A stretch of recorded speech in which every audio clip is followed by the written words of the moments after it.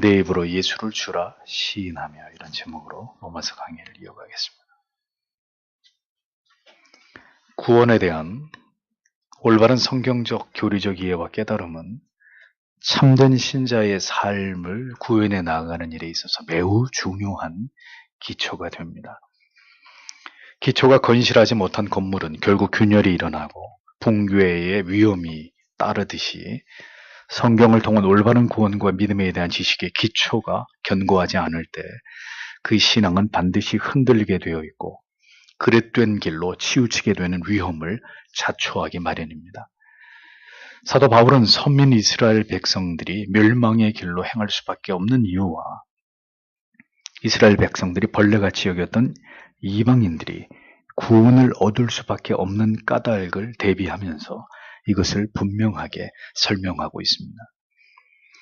그리스도께서 이 땅에 오신 지 2000년이 지났지만 여전히 유대인들은 구원의 길을 알지 못하고 있습니다. 율법에 대한 이 뿌리 깊은 오해와 예수 그리스도의 구주 되심을 인정하지 못하는 그들의 수천 년 동안이나 계속되는 무지는 차라리 저주에 가까운 것이라고 밖에 볼 수 없다는 것을 우리는 분명하게 생각하게 됩니다. 그리스도께서 율법의 모든 요구를 완성하시고 율법의 끝마침이 되셨다는 의미가 무엇인지를 신자는 정확하게 이해할 필요가 있습니다. 하나님의 율법을 지켜 행하는 구별된 삶을 통해서 하나님을 영화롭게 함은 분명한 성도된 도리이고 거듭난 성도의 삶의 거룩한 지향점이지만, 우리가 절대로 간구하지 말아야 될 사실은 우리가 어떤 계명과 율례를 지키더라도, 어떤 충성과 헌신과 선행을 행하더라도 그것은 결코 우리에게 어떤 의도, 공로도 될 수 없다는 점입니다. 신자가 율법을 지키는 삶을 살아가기 위해 힘쓰는 것은 율법을 온전히 지켜서 구원을 얻고자 함이 아니라 율법을 지키며 살아가야 하는 성도의 삶 속에서 여전히 우리는 죄를 범하고 불순종하고 넘어지지만, 그렇게 세상에서 구별된 신자로서 하나님의 명령과 규례를 따라 살아가는 삶이 곧 하나님을 영화롭게 하는 성도의 본연의 삶이기 때문이라는 거죠.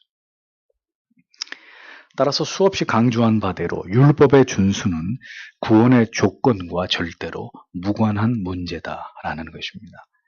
율법 앞에서 죄인은 어떤 경우에도 그 율법을 온전히 지킬 수 없기에 율법을 지킴으로 구원에 이를 수 있는 자는 아무도 없습니다. 오직 하나님의 아들로서 이 땅에 오신 예수 그리스도께서 유일하게 모든 율법의 조건을 이루셨을 뿐입니다. 무능한 죄인들이 결코 이룰 수 없는 율법을 모두 완성하신 예수 그리스도께서는 율법의 끝마침이 되심으로 이제 그 율법의 정죄로부터 영원히 그리고 단번에 하나님의 자녀들을 구원해 내셨습니다. 우리는 대속을 완성하신 하나님의 아들 독생성자 예수 그리스도께서 우리의 구주 되심을 믿습니다. 이 믿음이 바로 우리의 영원한 구원과 직결되는 유일한 길이 되는 것이죠. 율법은 구원과 무관한 문제일지라도 그 율법의 마침이 되심으로 모든 율법의 정죄에서 우리를 건져내신 그리스도의 구주 되심을 믿는 믿음은 구원을 확증하는 가장 중요한 조건이 되는 것입니다. 신자는 그러하기에 이 율법의 정확한 의미와 죄인에게 임한 이신칭의의 은혜를 분명하게 이해하고 믿어야 할 필요가 있는 것입니다. 율법 아래서의 영원히 비참할 수밖에 없는 죄악된 인간의 실존을 발견하는 일과 그 앞에서 날마다 겸비한 마음으로 십자가 앞으로 나아감은 우리가 하나님 앞에 부름을 받는 그날까지 지속되어야 하는 신앙의 중요한 내용이 되어야 한다는 겁니다. 율법과 십자가를 통해서 날마다 자신의 영혼의 구원의 문제를 겸손한 마음으로 바라보는 것은 두렵고 떨림으로 구원을 이루어가는 신자들에게 비가역적인 확신과 확증을 우리 안에 선명하게 각인시켜주는 가장 분명한 길이 되기 때문입니다. 우리의 삶이 때로 하나님의 율법과 어긋나고 하나님의 뜻에 불순종함으로 죄로 인해서 처참하게 우리의 양심이 짓이겨지고 구겨져도 우리는 믿음으로 말미암아 의롭게 된 이 위대한 구원의 은혜 아래서 다시 죄를 회개하고 일어나서 계속해서 성화의 삶을 살아갈 수 있는 것입니다. 예수 그리스도의 구주 되심을 믿게 된 그 믿음은 그렇게 단회적으로 우리 안에 머물다가 사라지는 것이 아니라 죄인들 속에서 영원히 역사하는 믿음입니다. 우리 안에 거하시는 성령께서는 그렇게 주 예수 그리스도의 구주 되심을 믿어지게 하시는 생명의 은혜를 부어주신 이후에 언제나 우리 안에 거하시면서 하나님의 말씀을 통해서 주시는 풍성한 은혜와 진리의 깨달음을 통해서 구원과 성화를 이루어 나가도록 성도를 도우신다는 것이죠. 이 위대한 진리가 어느 순간 생명 없는 화석처럼 변해서 아무런 감동도 기쁨도 감사도 없는 죽은 신앙의 자리를 배회하도록 우리를 절대로 방치해 두지 않으십니다. 그리스도 안에 있는 성도들은 성령과 더불어 끊임없이 그 영혼이 진리의 말씀을 통해서 교통하고 경건에 진력하는 삶을 통해서 하나님의 친밀히 여기심을 맛보게 됩니다. 그로 인해서 하나님의 크신 은혜가 임할 때 때로는 자신의 죄에 대한 일상적이지 않은 깊은 탄식과 절망을 슬픔을 느끼게 되기도 하고 때로는 그 침체에서부터 벗어나는 신앙의 놀라운 회복의 감격을 경험하기도 하면서 그렇게 우리 안에서 구원을 이루어 가시는 성령의 우리의 연약함을 도우시는 기가 막힌 은혜와 더불어 신자는 평생을 하나님을 신앙하는 삶을 살아가게 되는 것이라는 거죠. 그러므로 신자는 이 진리를 이러한 교리적인 분명한 지식의 그늘을 벗어나서는 안 됩니다. 어떤 경우도 우리의 영혼이 이러한 진리의 말씀에 깊이 뿌리를 내리고 있어야 합니다. 신학가에 심기어진 나무처럼 언제나 성도의 영혼은 진리를 사유하고 항상 자신의 영혼에 지대한 관심을 가지고 하나님의 말씀을 통해서 영혼의 수액을 공급받으면서 경건한 마음의 정서를 유지하면서 살아가야 되는 것입니다. 이러한 거룩한 신앙의 정서를 잃어버리게 될 때 신앙은 척박하고 곤고하고 영적인 침체와 게으름과 종교적 회의와 실증에서 벗어날 수 없는 지루한 삶이 이어지게 되는 것이라는 거죠. 사도는 계속해서 로마에 있는 유대인들에게 복음의 올바른 지식을 쫓지 않는 무지한 열심으로 여전히 율법을 추구하면서 그것을 의로 삼으려는 그들의 어리석음을 저격하고 있었습니다. 5절을 다시 보면 모세는 율법에서 오는 의에 관해 기록하기를 그런 일들을 행하는 자는 그것들로 살 것이다 라고 했습니다. 이렇게 기록되어 있습니다. 바울은 모세가 율법으로 말미암은 의에 대해서 말한 레위기 18장 5절을 그대로 인용합니다. 너희는 나의 율례와 법도를 지키라. 사람이 이를 행하면 그로 인하여 살리라. 나는 여호와니라. 모세가 말하는 율법의 의는 모든 율법을 지켜야만 그 율법 안에서 얻을 수 있는 의이고 생명입니다. 자기 노력과 행위를 통해서 얻을 수 있는 절대로 인간이 도달할 수 없는 이 의를 바로 이스라엘이 추구했던 것입니다. 반복해서 여러분들에게 말씀드리지만 율법을 우리에게 주신 하나님의 뜻을 오해하고 이러한 말씀의 의미들을 곡해해서 받아들이게 될 때 바로 이스라엘 백성들과 같은 심각한 오류에 빠질 수밖에 없다는 것을 성경은 우리에게 분명하게 교훈하고 있습니다. 심각한 오류 정도가 아니라 그런 믿음은 영생에 이를 수 없는 멸망의 길이라는 것을 성경은 매우 중요하게 강조하고 있습니다. 이스라엘이 진정으로 지혜롭고 현명한 민족들이었다면 모세가 말한 율법으로부터 말미암은 의를 이루기 위해서 모세가 전해준 율법을 부지런히 지키는 가운데 자기들이 결코 이 율법을 모두 지킬 수 없는 존재라는 사실을 깨닫고 이것을 자인했어야 했습니다. 그것이 율법을 주신 하나님의 의도였기 때문입니다.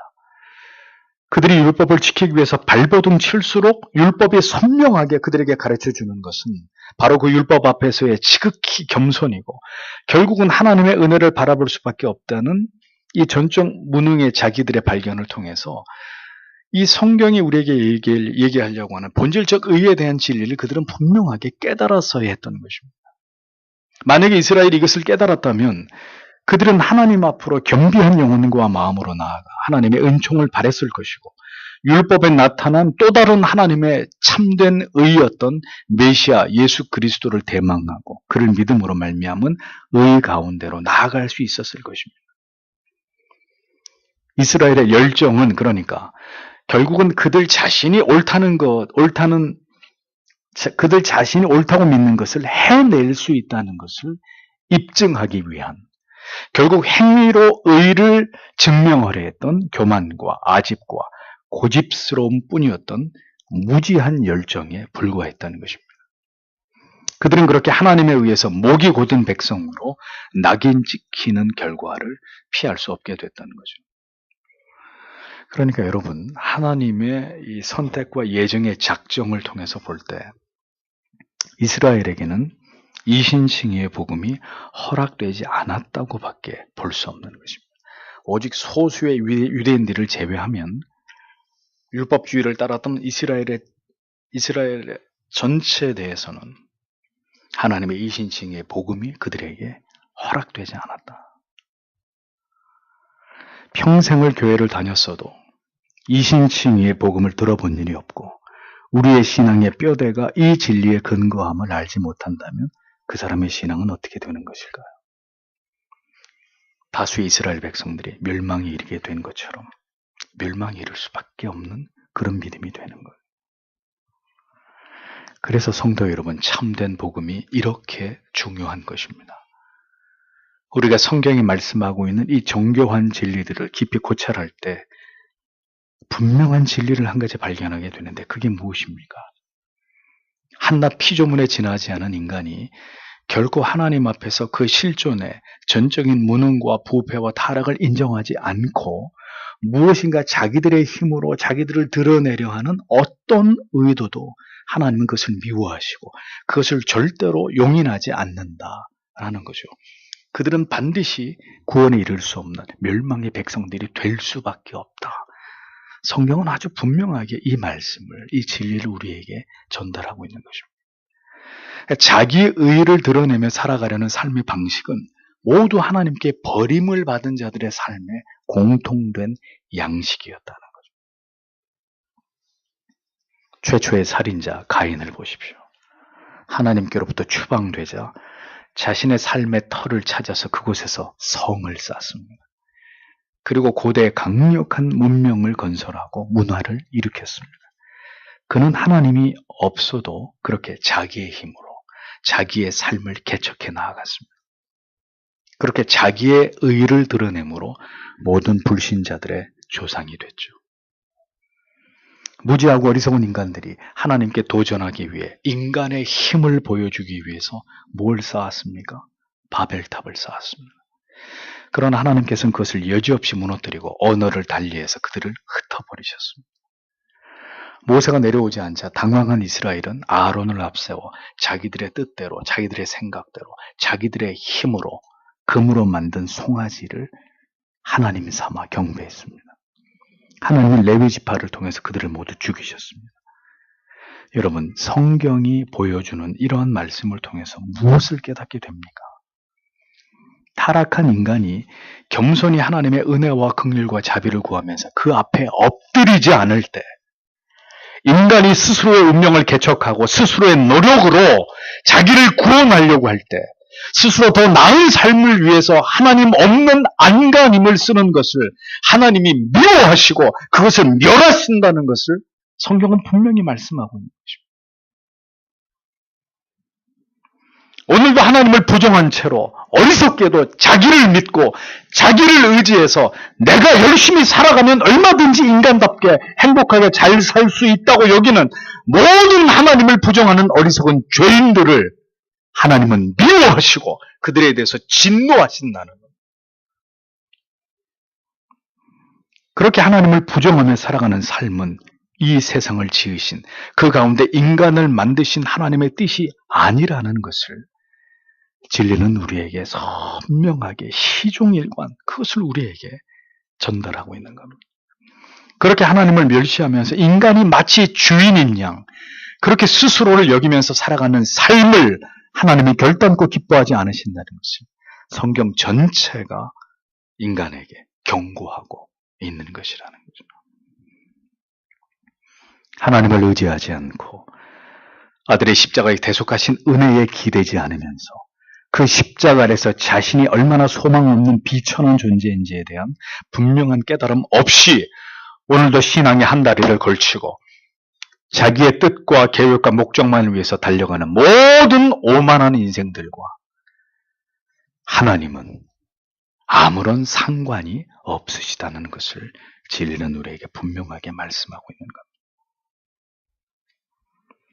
외형적으로 신자든 불신자든 그게 중요한 것이 아니라 이스라엘 백성이든 이방인이든 그것이 본질이 아니라 우리의 마음 속에 예수 그리스도의 십자가가 우뚝 세워져 있고 그 안에서 나의 존재는 아무것도 아님을 철저하게 깨달아 날마다 이 죄인에게 베풀어 주신 그 한량없는 하나님의 은혜와 사랑 앞에서 하나님을 경외하고 사랑하고 오직 하나님의 영광을 위해서 나의 인생을 살아가고자 하는 거룩한 뜻이 오늘도 우리의 영혼에 지워지지 않는 도장처럼 각인되어 있는가? 이것이 가장 중요할 따름이라는 겁니다. 성경은 바로 이 진리를 우리에게 가르쳐 주고자 하는 책입니다. 이 인생의 본질을 올바로 깨닫고 이해하지 못할 때 그가 교회 안에 있건 교회 밖에 있건 그는 자기중심적인 삶에서 절대로 벗어날 수 없습니다. 여전히 자기의 인생에 자신이 주체가 되어서 하나님이 중심이 아닌 자기 자신이 중심이 되어 살아가는 인본주의적인 그 저주의 틀에서 절대로 벗어날 수 없단 말이에요. 단 한 번도 하나님께 묻지 않은 가인의 후예들로 그렇게 그 길을 걸어가게 될 뿐인 것입니다. 자기중심적인 인본주의의 틀 속에 갇힌 자들의 사고와 기형적인 신앙의 위험성이 바로 이런 것입니다. 왜 신자가 불행한 삶을 살아갑니까? 왜 신자가 이 세상에서 불행한 삶을 살아갑니까? 자기를 행복하게 하려고 하니까 불행해지는 것입니다. 자신이 행복해지지 않으니까 불행해지는 것입니다. 그리스도인들은 여러분 자기를 행복하게 하기 위해서 살아가는 자들이 아닙니다.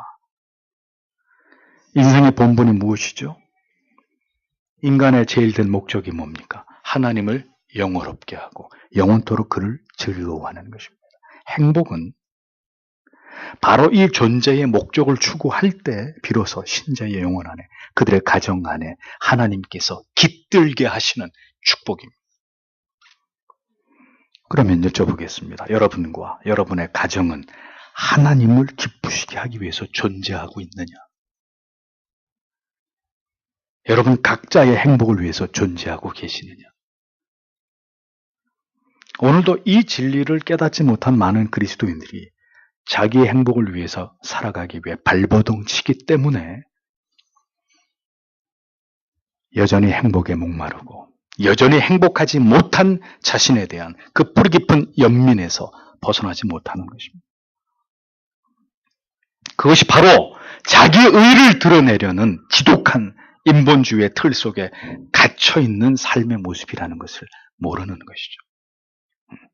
내가 행복해야 된다. 내가 잘 돼야 된다. 내 인생이 복돼야 된다. 그 사고 자체가 바로 자기를 숭배하는 자기 의를 드러내려고 하는 불신앙이라는 것을 많은 그리스도인들이 모르고 있단 말입니다. 성도의 모든 불행과 고통이 바로 여기에서 비롯되는 것입니다. 6절에서 8절을 보십시오. 그러나 믿음으로 말미암는 의인은 이렇게 말합니다. 곧 너는 마음속으로 누가 하늘로 올라갈 것인가 하고 말하지 말라. 이것은 그리스도를 모셔내리려는 것입니다. 또는 누가 믿없는 깊은 구덩이로 내려갈 것인가 하지 말라. 이것은 그리스도를 죽은 자 가운데서 모셔 올리려는 것입니다. 그러면 그것은 무엇을 말하는 것입니까? 말씀이 내게 가까이 있으니 내 입에 있고 내 마음에 있다. 이것이 우리가 전파하는 믿음의 말씀입니다. 난해한 구절입니다. 이 6절에서 8절은 신명기 30장 11절에서 14절까지의 인용입니다. 읽어드리겠습니다. 내가 오늘날 내게 명한 이 명령은 내게 어려운 것도 아니요 먼 것도 아니라 하늘에 있는 것이 아니니 내가 이르기를 누가 우리를 위하여 하늘에 올라가서 그 명령을 우리에게로 가지고 와서 우리에게 들려 행하게 할 것이 아니요 이것이 바다 밖에 있는 것이 아니니 내가 이르기를 누가 우리를 위하여 바다를 건너가서 그 명령을 우리에게로 가지고 와서 우리에게 들려 행하게 할 것도 아니라 오직 그 말씀이 내게 힘이 가까워서 내 입에 있으며 내 마음에 있은즉 내가 이를 행할 수 있느니라. 신명기 30장 11절에서 14절의 내용을 사도 바울이 가지고 와서 이제 어떠한 논리를 설명하려고 하는 거죠. 그러니까 이 말씀은 모세가 하나님의 율법이 결코 지킬 수 없을 만큼 어렵거나 멀리 떨어져 있는 것이 아니다라는 것을 강조하기 위한 의미에서 사용한 표현입니다.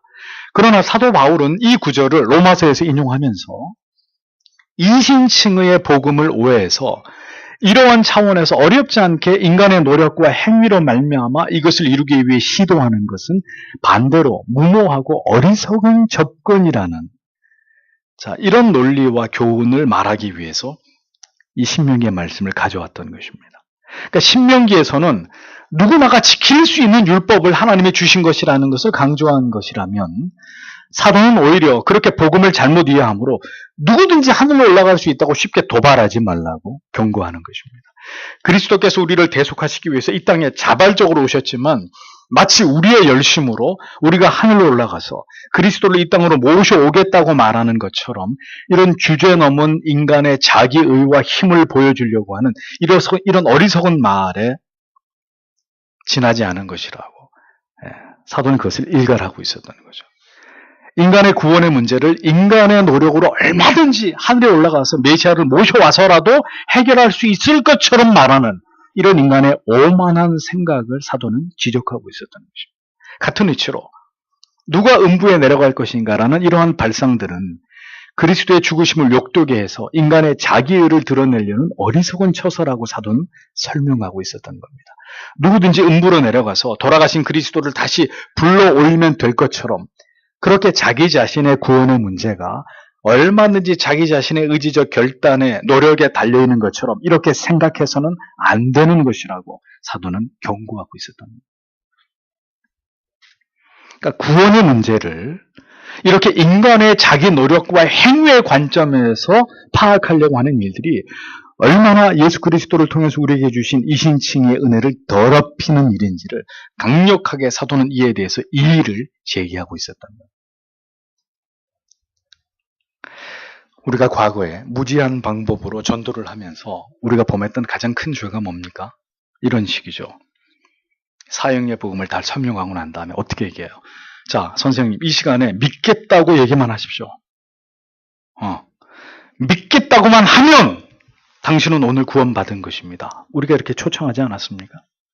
지금 당신이 내가 전하는 복음을 듣고 그냥 이 자리에서 믿겠다고만 하면 당신은 구원을 받은 것이라고. 자, 우리는 이렇게 구원이 우리의 의지적 결단에 달려있다는 어리석은 말로 전도를 해왔단 말이죠.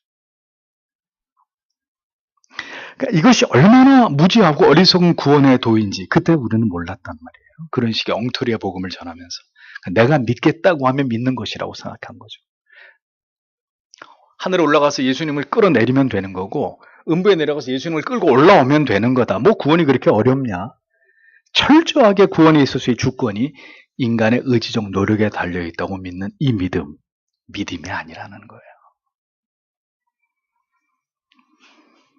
믿기만 하면 구원을 받는다는 이 쉬운 신앙주의에서부터 자, 구원은 이미 받은 것이고 이제 우리가 열심히 주님을 섬기기만 하면 하나님은 우리에게 복을 주신다. 이런 단순한 현세 기복적인 신앙까지 언제나 우리의 행위와 공로, 우리의 의를 드러내고자 하는 이런 저희를 품은 모든 종교적 열심이나 강요, 어떤 헌신이나 봉사, 모든 충성들이 얼마나 하나님이 우리에게 바라시는 신앙의 모습과 거리가 먼 것인지를 성도는 분명하게 인식할 필요가 있다는 것입니다. 왜냐하면 이런 모든 것은 구원에 이르는 믿음이 절대로 아니기 때문입니다. 우리의 모든 행위는, 우리의 모든 삶은 우리를 택하여 주시고 믿음을 선물로 주심으로 하나님을 믿도록 은혜를 베풀어 주신 하나님을 향한 지극한 경외와 감사와 받은 사랑에 대한 자발적인 그것일 따름입니다.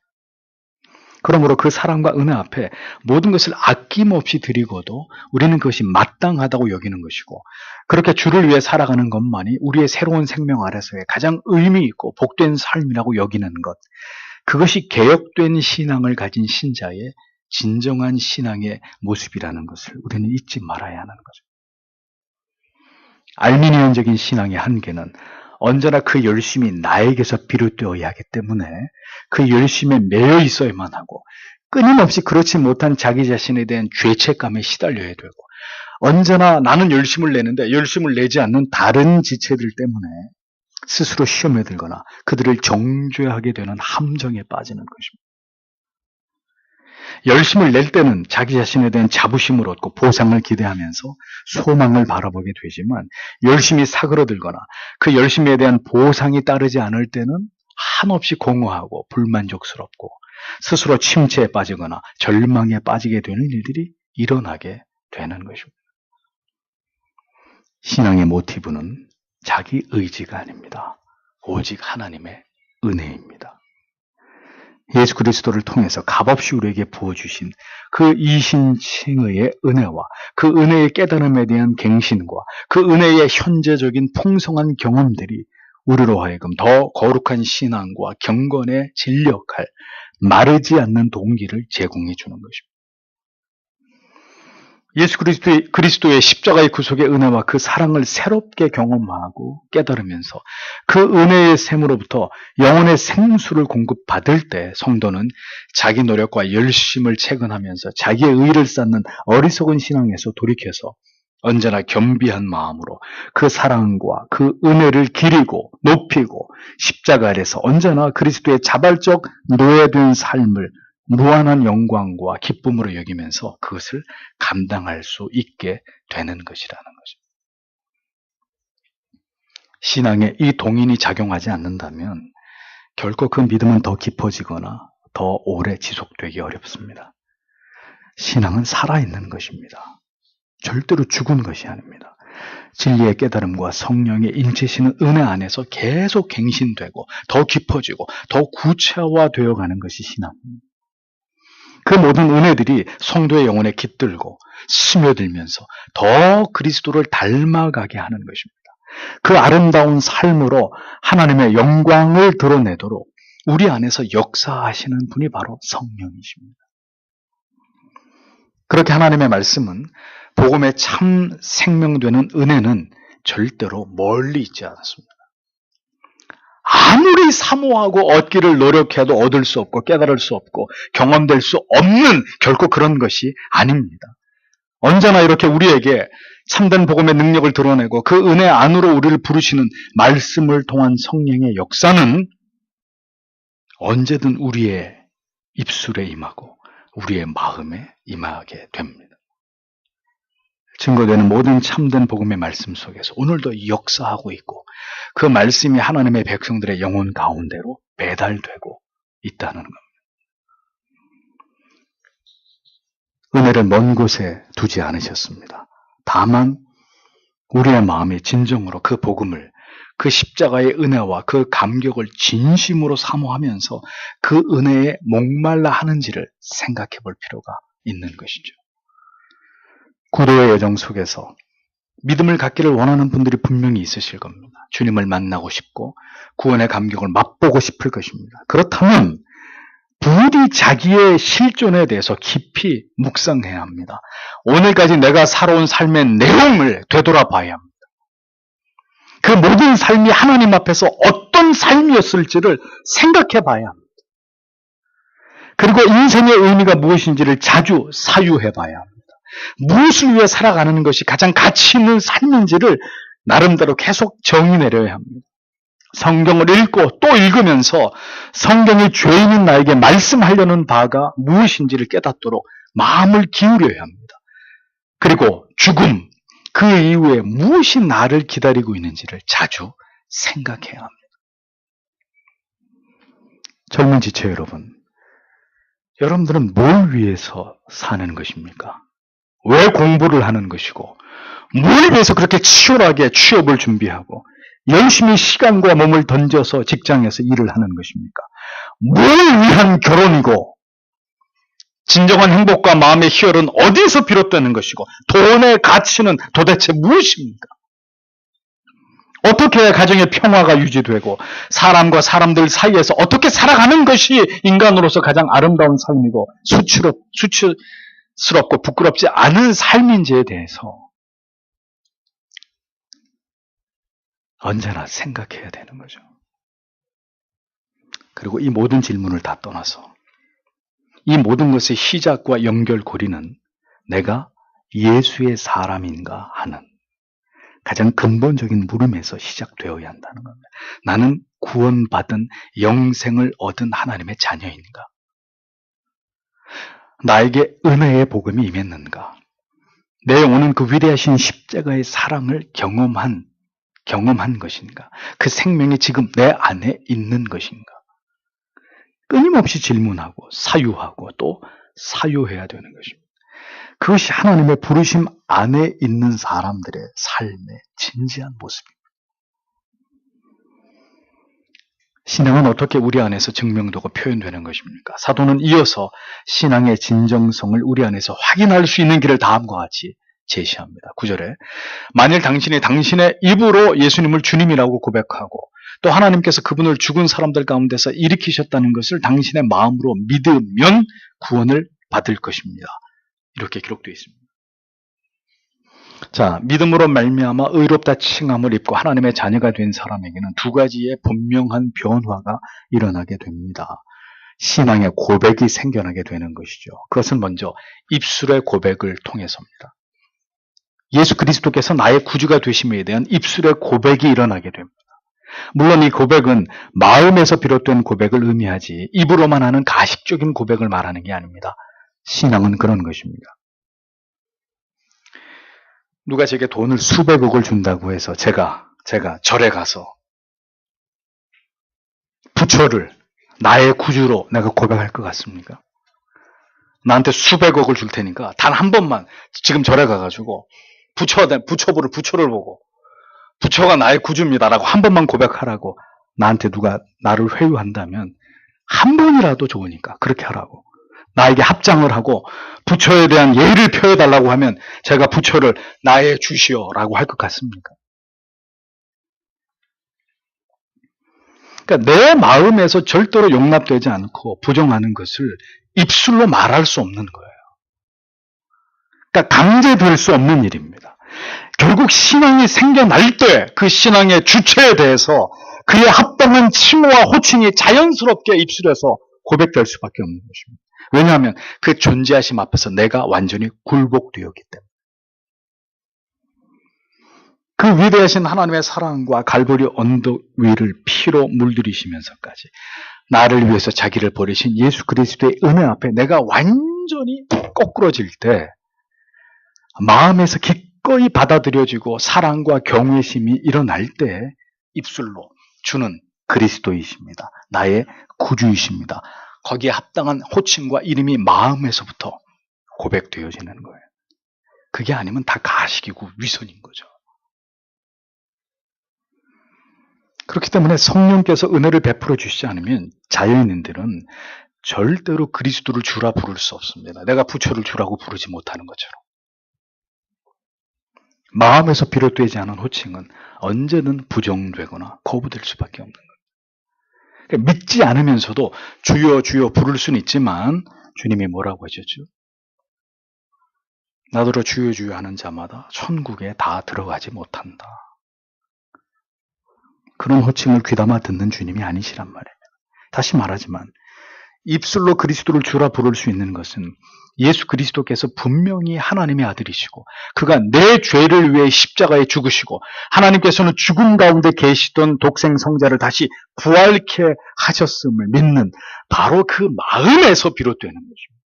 입술로 시인하고 그리고 마음으로 그 사실을 분명하게 믿고 있다면 그것이 바로 하나님의 구원이 그에게 임한 부인할 수 없는 증거가 되는 것입니다. 그렇게 해서 고백하게 된 입술의 시인은 이제 어느 순간에도 부인되거나 거부될 수 없는 것입니다. 로마의 군인들이 예루살렘 거리를 활보하면서 아무나 지목해서 너의 주는 누구냐? 라고 물을 때 나의 주님은 오직 예수 그리스도뿐이십니다. 이 한 가지 대답으로 자기의 생명을 버려야 했던 그런 대가를 기꺼이 지불하게 만드는 입술의 고백이 될 수 있는 것입니다. 누구 앞에서든 나는 예수 그리스도를 믿는 크리스찬입니다 라고 당당하게 대답할 수 있는 것입니다. 주일에 저는 예배를 드리러 가야만 합니다. 그리스도인은 그런 거짓되고 속이는 방법을 취할 수 없습니다. 미안하지만 저의 신앙의 양심상 그렇게 할 수가 없습니다.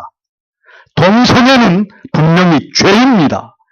예수 그리스도 외에 구원의 길은 존재하지 않습니다. 우리는 종교 다원주의를 배격합니다. 우리의 삶의 모든 순간에 이러한 고백을 만들어내는 것이 신앙이란 말입니다. 그것이 그리스도인들의 고백들입니다.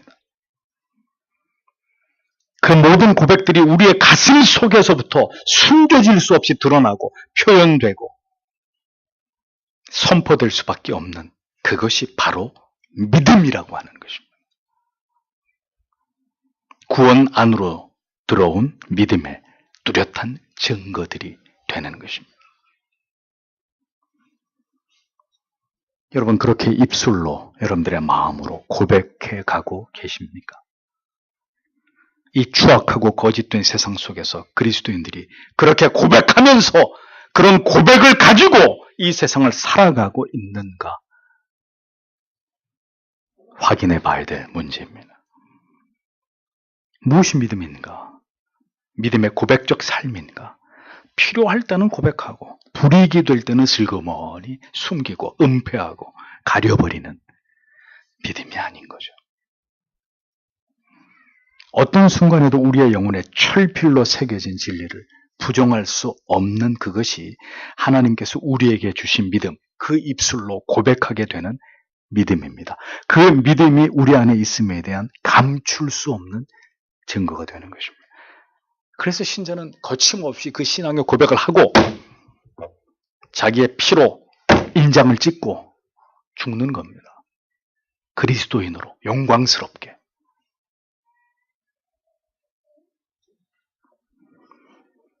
이 믿음의 가치가 왜 위대한 것이고 부동의 것이고 숨길 수 없는 것이냐? 10절에. 왜냐하면 사람이 마음으로 믿어 의에 이르고 입으로 고백하여 구원에 이르기 때문입니다. 라고 기록하고 있습니다. 복음은 믿음을 선물로 주시는 성령의 은혜는 이렇게 분명히 그 은혜가 임한 영혼 안에 뚜렷한 증거물을 남겨놓게 됩니다. 그리고 그 믿음은 하나님의 말씀을 통한 깨달음과 은혜를 통해서 더 자라고 강화되고 커지게 됩니다. 예수 그리스도께서 영원한 나의 구주가 되심을 믿게 된 것은 성령이 우리 마음에 인을 치셨기 때문입니다. 마음으로 믿어지게 된 이 현상은 복음이 믿어지도록 이 모든 구원의 진리가 그리스도의 그 위대한 대속하신 은혜와 사랑이 자연인 상태의 인간의 모든 진리에 대한 적대감과 방어 본능과 하나님에 대한 반감을 무력화시키고 마침내 우리의 영혼 가운데 깊이 아로 새겨진 결과물입니다. 그렇게 우리의 마음이 예수 그리스도의 존재하심과 그 위대한 대속의 사랑과 은혜를 깊이 깨닫게 되고 우리의 마음이 이것을 시인하게 됨으로 인해서 우리는 이제 의롭다 칭함을 입게 되는 것입니다. 그렇게 믿어진 복음이 이제 너무도 감격적으로 우리의 입술에서 기꺼이 고백되므로 때로는 감격과 감사와 기쁨이 우리의 영혼의 샘으로부터 흘러나오게 되는 이 모든 것들을 통해서 우리는 우리의 영혼이 마침내 하나님의 놀라우신 은혜 속에서 구원에 이르게 되었다는 사실을 확신할 수 있게 되는 것입니다. 하나님께서 인정하시는 의는 우리의 마음에 인쳐진 믿음입니다.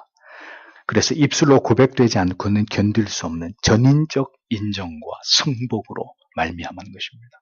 이 모든 것이 진실되고 변개될 수 없는 것으로 우리의 마음과 인격과 삶에 깊이 각인되어 버렸을 때 우리는 우리 자신이 구원을 받은 하나님의 자녀인 것을 깊이 깨달으면서 이 사실에 대해서 확신을 가질 수 있게 되는 것입니다. 마음은 인간의 모든 지성과 감정과 의지의 사령부입니다. 구원이 임할 때 이 마음이 성령에 의해서 완전히 장악되는 역사가 일어납니다. 진리에 대한 반감, 거부감, 적대감, 부정하고 거절하는 모든 감정들이 일시에 소멸돼 버리고 복음에 대해서 전혀 새로운 반응이 마음으로부터 일어나게 되는 거예요. 마음의 주인이 바뀌어 버렸기 때문에.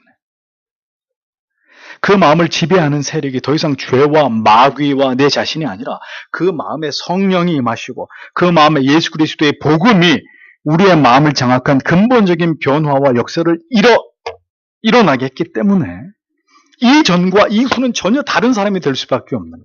BC와 AD가 분명해지는 이런 생명의 변화가 한 영혼 가운데 일어날 수밖에 없는 거예요.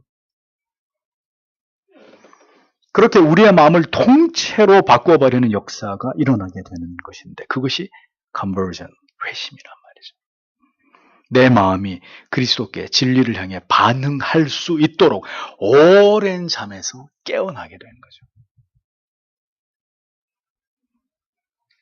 여기 성경에 믿어와 시인하여라고 번역된 헬라어 두 단어, 피스튜에타이 또 호몰로게이타이, 믿어, 시인하여, 이 헬라어가 모두 이 두 단어가 수동태로 되어 있습니다. 그게 무슨 뜻일까요? 그러니까 성경을 제대로만 해석해도 이게 명쾌하게 다 답이 나오는 거거든요. 믿는 것과 고백하는 것, 이게 자기 의지로 된다는 거예요? 안 된다는 거예요? 안 된다는 거죠. 수동태라 그랬잖아요. 이건 죽었다 깨어나도 내 의지로 되는 문제가 아니라는 거예요. 믿어지는 것, 시인하게 되는 것. 믿도록, 시인하도록 외부로부터 어떤 힘이 작용했다는 의미입니다. 성령의 강권적인 저항할 수 없는 역사하심이 아니라면 어느 누구도 스스로를 그리스도에 대한 믿음과 시인에 이르게 할 수 없다는 거예요. 어떤 인간이 그거 뭐 어렵냐고 당신이 말을 하면 되는 다 가짜인 거죠. 그런 식의 고백은.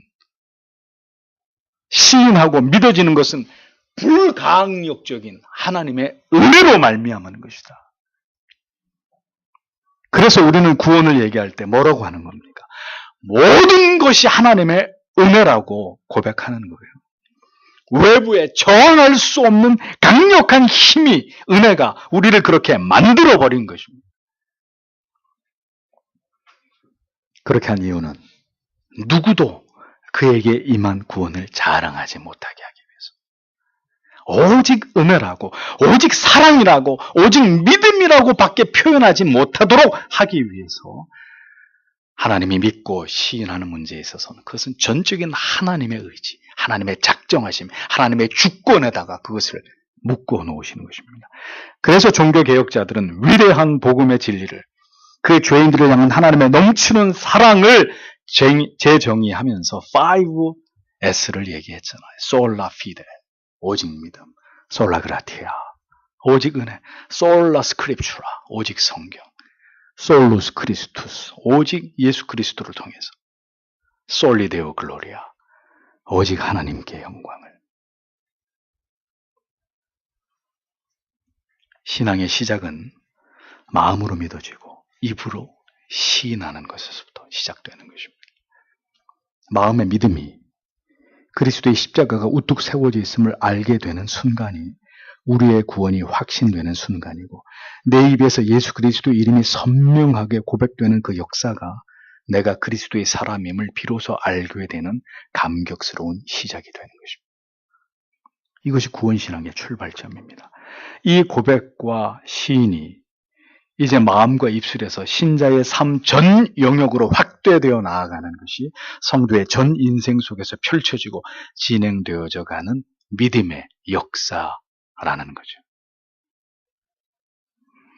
이렇게 시작된 신앙이 어떤 탄압과 핍박과 시련 속에서도 숨겨지지 않고 부정되지 않으며 견고하게 서 있게 되었던 것이 성도와 교회가 모든 시대 속에 꿋꿋하게 보여주었던 그들이 존재했던 방식이었던 것입니다.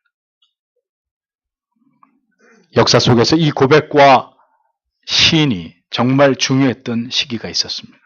신앙에 공적으로 분명히 고백 되어야만 했던 그런 때가 있었습니다.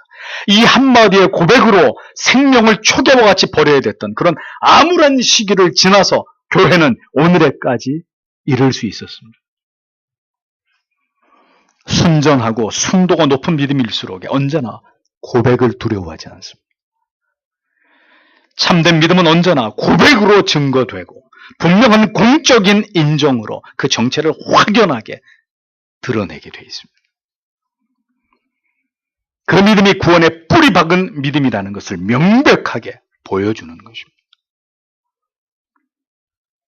오직 믿음입니다. 율법의 의나 인간의 공로가 아닌 오직 믿음으로 우리에게 주어진 구원입니다.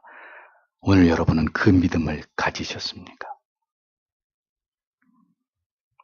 부끄럽지 않고 두렵지 않으며 언제든 공적으로 고백되어지고 시인되는 우리의 마음에 새겨진 지워지지 않는 그 믿음의 그 예수 그리스도가 구주되심을 믿는 믿음의 사람인가?